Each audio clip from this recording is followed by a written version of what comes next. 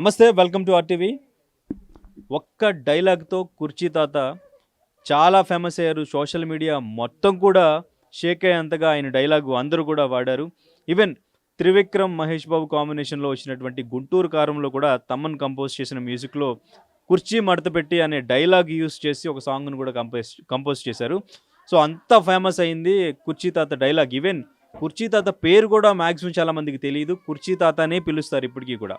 So మరి ఆ కుర్చీ తాత చనిపోయారంటూ కూడా ఫేక్ న్యూస్ ప్రచారం చేస్తున్నారు. వాళ్ళ ఫ్యామిలీ మెంబర్స్ లేదు ఆయన బ్రతికే ఉన్నారు అని చెప్తున్నారు. సో మ్యాక్సిమం ఇప్పుడు అన్ని ఛానల్స్లో కూడా కుర్చీ తాత చనిపోయారంటూ కూడా వార్తలు ప్రచారం చేస్తున్నారు. ఒకసారి వాళ్ళ ఫ్యామిలీ మెంబర్తో మాట్లాడదాం. ప్రస్తుతానికి మనం వాళ్ళ ఇంటి దగ్గర ఉన్నాం.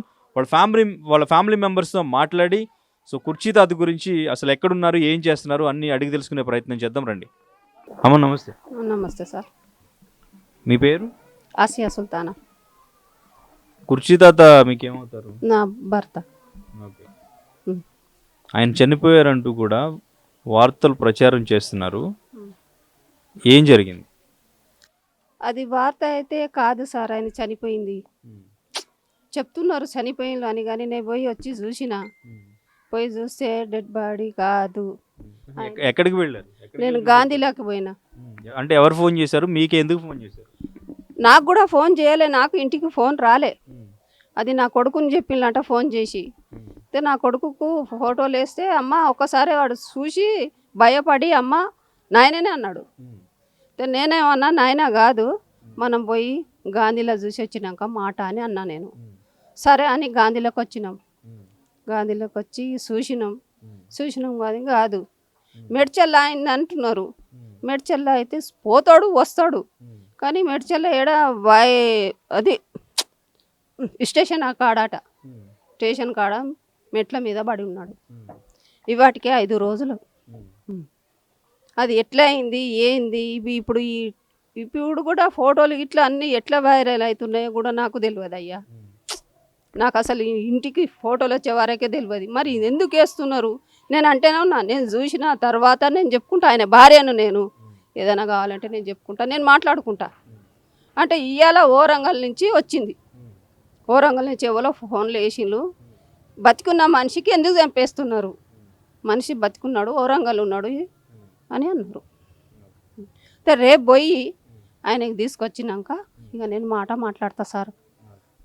ఎక్కడ ఉంటున్నారు అసలు ఆయన? ఎక్కడ ఉంటున్నారు, ఏం చేస్తున్నారు? వాళ్ళ అక్క చెల్లెలు ఉన్నారు ఆడ. వరంగల్లో? ఓరంగల్లో అక్కడే అక్కడే ఉంటున్నారు. ఆడనే ఉండడు, వస్తాడు ఇటు. ఇప్పుడు పోయి 10 రోజులు అవుతుంది ఆయన నా దగ్గరికి వెళ్ళి, అంతే 10 రోజులు అవుతుంది. నేనే ఈడ 10 రోజులు ఈయనే ఉంచుకున్నా, ఈయన తానం పోసిన, అన్నం గిట్లా మంచిగానే పెట్టినా ఉన్నా. ఆధార్ కార్డు లేదంటే ఆధార్ కార్డు తిప్పుకొచ్చిన, మంచిగానే ఉన్నాడు. 10 రోజుల నుంచి వస్తాకుంటే ఊరికి పోయినామో అని ఇట్టే అనుకుంటున్నా. ఇక రాత్రి ఒకసారి ఫోటోలు వచ్చినాయి. ఆ ఫోటోలు చూసి కూడా కాదు అని అన్నా నేను. మనిషి అట్లా లేడు. ఇక చచ్చిపోయిండు అంటే ఎవరికన్నా పానం కొట్టుకుంటుంది కదా సార్. పోయి చూసిన, ఆయన ఏళ్ళు బట్టి మొత్తం చూసిన, ఆయన ముఖం చూసిన, తెలుసు కదా నా భర్త నా కేసు. పోయి చూస్తే కాదు, ఎవరో ఏమో పాప ఆ మనిషి చచ్చిపోయిన ఆయన కూడా కాదు, కానీ నా భర్త అయితే కాడు సార్. ఎంతమంది అమ్మ పిల్లలు మీకు? నాకు 3 కొడుకులు అయితే ఒక కొడుకు చచ్చిపోయింది సార్, 2 కొడుకులు ఉన్నారు. ఈ అమ్మాయి 4 కొడుకులు, ఒక అమ్మాయి. 2 కొడుకులు ఏం చేస్తుంటారు? ఇద్దరు సెంటరింగ్ పని చేస్తాడు, ఒకడు పూలు అమ్ముతుడు. అమ్మాయి మ్యారేజ్ అయిపోయిందా? ఆమె మ్యారేజ్ అయిపోయింది, చిన్న పిల్లలు ఉన్నారు. ఇప్పుడు ఈ అమ్మాయి దగ్గరనే ఉంటా 11 సంవత్సరాల 10-11 సంవత్సరాల నుంచి ఈ అమ్మాయి పెడుతుంది, చూస్తున్నది. అబ్బాయిలు ఏం చేస్తున్నారు మరి? ఎక్కడ ఉంటున్నారు వాళ్ళు? అబ్బాయిలు ఒక ఆయన మెడ్చల్ ఉంటాడు, ఒక ఆయన దొల్తాబాదులు ఉన్నాడు. వాళ్ళు చూసుకోరా? వాళ్ళు చూసుకోరు సార్. వార్త తెలిసాక ఫోన్ చేశారా? వచ్చిండు వాళ్ళు కూడా పొద్దుగాల. పెద్ద కోడలు వచ్చింది, చిన్న కోడలు వచ్చింది, చిన్నోడు వచ్చిండు, నా పెద్దోడు వచ్చిండు, చూసినాం. కాదన్నా నేను. ఎందుకు ఇప్పుడు ఆయన ఇంటి దగ్గర ఉండకుండా సో బయట ఎక్కువ తిరుగుతుంటారు? ఇప్పుడు చాలా వార్తలు వచ్చినాయి, ఆ మధ్యన భిక్షాటన చేసుకుంటున్నారు, మాకు కృష్ణకాంత్ పార్క్ దగ్గరే ఉంటున్నారు, తాగేసి ఎక్కడ పడితే అక్కడ పడిపోతున్నారు, ఇవన్నీ వార్తలు వస్తూ ఉంటాయి, కనిపిస్తుంటారు అక్కడక్కడ.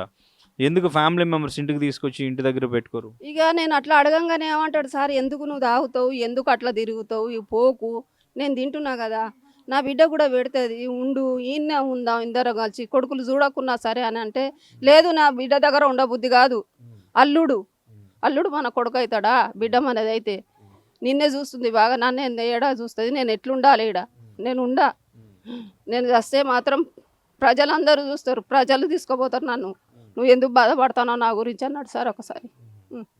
ఇప్పుడు ఆయన వరంగల్లో ఉన్నారని గ్యారంటీ ఏంటి? మీరు ఇప్పుడు ఏమైనా మాట్లాడారా? ఇప్పుడు నేనే మాట్లాడలే కానీ ఫోను వచ్చిందట, ఇట్లున్నాడు తాత, కుర్చీ తాత అని వచ్చింది. రేపు పొద్దుగాల వెళ్తా సార్, ఇప్పుడు పోయే వరకు చీకటి అవుతుంది, ఏడు దొరకడు. రేపు ఇప్పుడు వాళ్ళ పక్కన అదే కుర్చీ తాత ఆయన పక్కన ఎవరైనా ఉంటారా, వాళ్ళ బంధువులు కానీ ఎవరైనా మాట్లాడడానికి? పుట్టిన ఊరే వరంగల్ ఆయనది. మరి ఎవరికైనా ఫోన్ చేసి ఒకసారి మాట్లాడగలరా ఆయన అక్కడ ఉన్నారా లేదా అని? లేదు సార్, ఆ ఫోన్ ఆయన తన లేదు.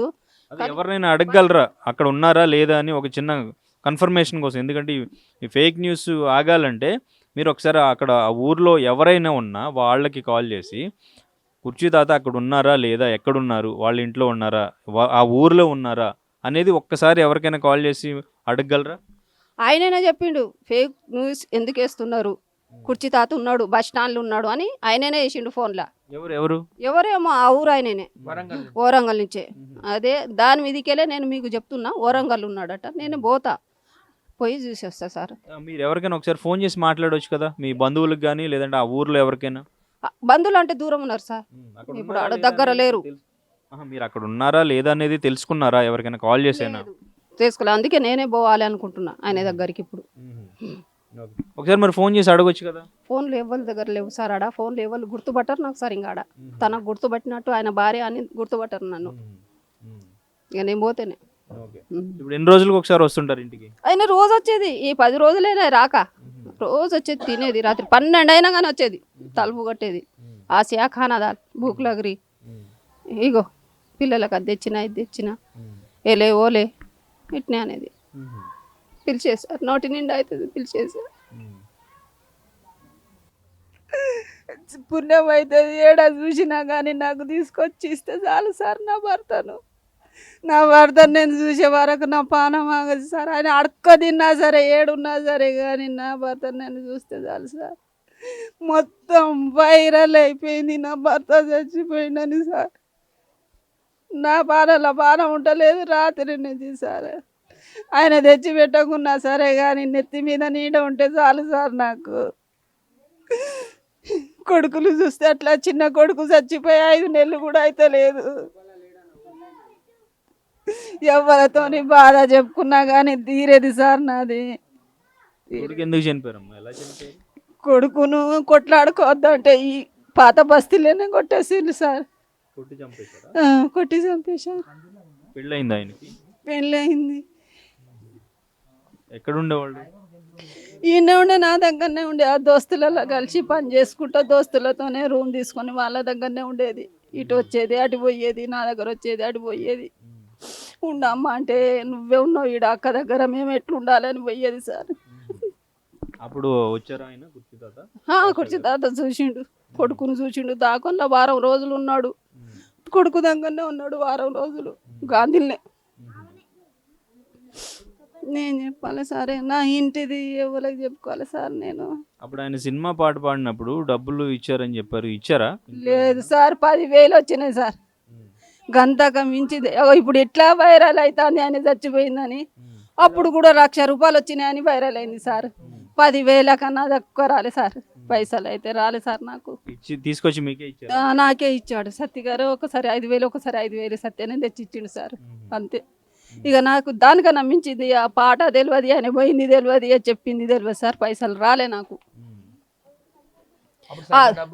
దాని గురించి కూడా బాగా లొల్లి కూడా అయింది సార్, మస్తు లొల్లిలు అయినా పైసల గురించి, కానీ పైసలు రాలే సార్. అవి అయితే ఎవరితో అయింది లొల్లి?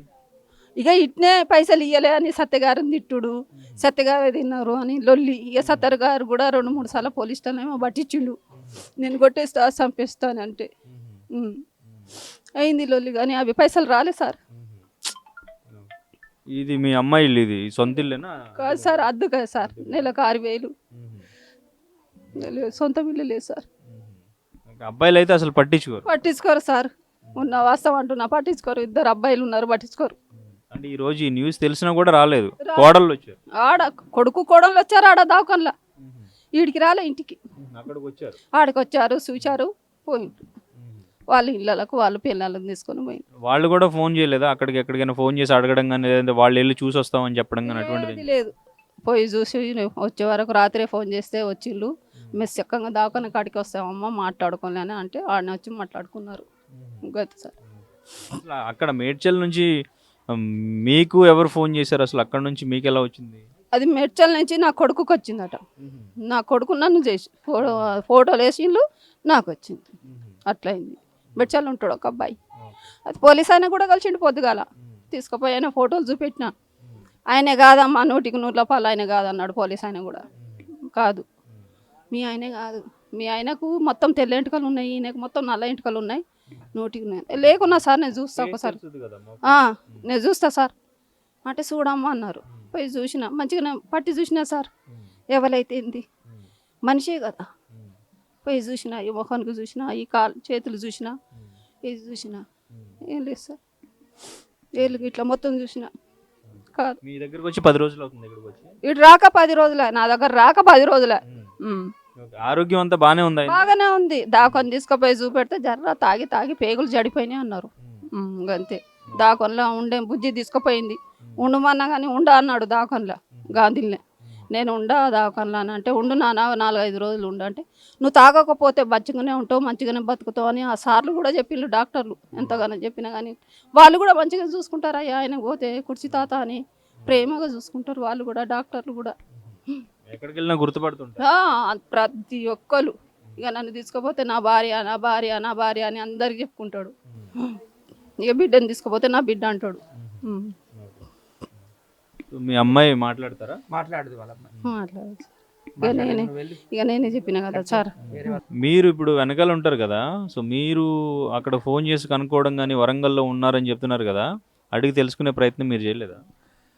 నాకు ఎవరో నిన్న ఫొటోస్ పెట్టారు, డెడ్ బాడీ ఫొటోస్. అప్పుడు నేను వెంటనే వచ్చాను. వచ్చినప్పుడు అమ్మ ఉన్నారు, అలాగే వాళ్ళ కూతురు కూడా ఉంది. చూపించాను, ఈ ఫోటోలు మీ డాడీవా, నాకు ఎందుకో కొంచెం డౌట్గా ఉందంటే వాళ్ళ కూతురు అయితే ఇవైతే మా డాడీవి కాదు కాదు అని అనింది. మాకు ఎక్కడి నుండి ఫోన్లు ఫోటోలు వచ్చాయంటే గాంధీ హాస్పిటల్ నుండి వచ్చాయి. సాక్షాత్ మాకు చేసింది కూడా పోలీసులే, గవర్నమెంట్ ఎంప్లాయీసే, ప్రైవేట్ వ్యక్తులు ఎవరు కాదు. సో ఇమీడియట్గా మార్నింగ్ అమ్మ నేను చెల్లి వెళ్ళాం, చూసాం. చూసేటప్పుడు కుర్చీ తాతే కాదు అది, కాకపోతే కుర్చీ తాత పోలికలు ఉన్నాయి. సో మీడియాలో మాత్రం మొత్తం చచ్చిపోయాడని స్ప్రెడ్ చేస్తున్నారు, వైరల్ చేస్తున్నారు. అది ఏంటో నాకు అర్థం కావట్లేదు. ఆయన అయితే క్షేమంగానే ఉన్నాడు.